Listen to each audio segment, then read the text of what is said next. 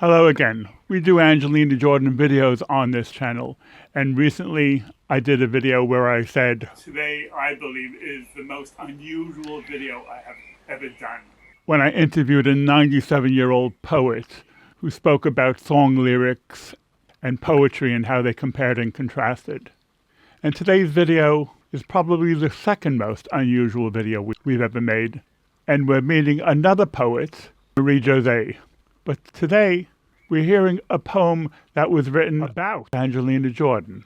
We've heard Marie-José before. We've heard her speaking voice, where she was reading the poems of Mary Zamani. In those small moments, I learned a great truth. Every crack carries a hidden purpose. Years later, those words became the foundation of my art. And if you detect a slight accent, you're correct, because her first language is French, and she grew up in Switzerland, in a small village in the mountains above Geneva. And her full name is Marie-José Papier. And yes, she is my wife. It's fascinating being married to a poet, because at breakfast, we toast bread and we fillet words. She'll often use an English word which I've never heard of before, where she anglicizes a French word. We go to the dictionary, and 90% of the time, she's right. One of my jobs is to be the first line of editing poetry. And with editing her poetry, I'm looking at words and phrases which really don't add anything to the poem.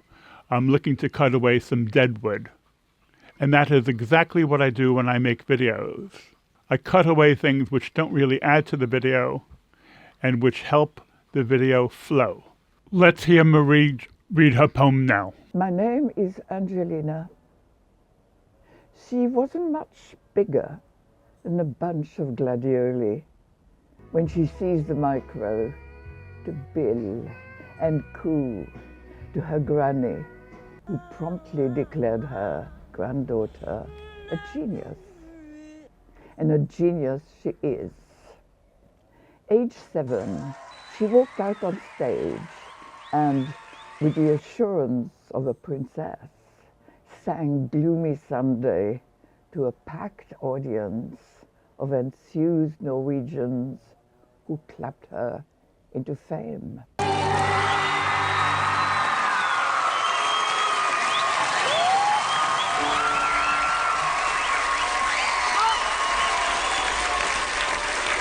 She chanted, "Bang, bang." Bang, bang, my baby shut me down. I put a smell on you. Put a spell on you.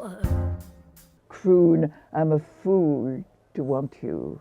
I'm a fool to want you. And whispered Bohemian Rhapsody in a velvety tone as people swooned. Anywhere the wind blows doesn't really matter to me. In a stentorian voice, she sang, "How great thou art."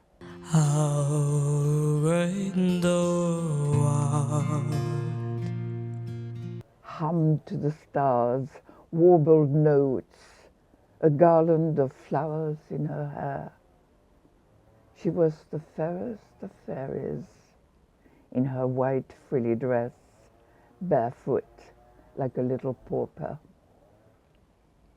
On her way to the moon, she breathed love to everyone who had their head looking up to the sky.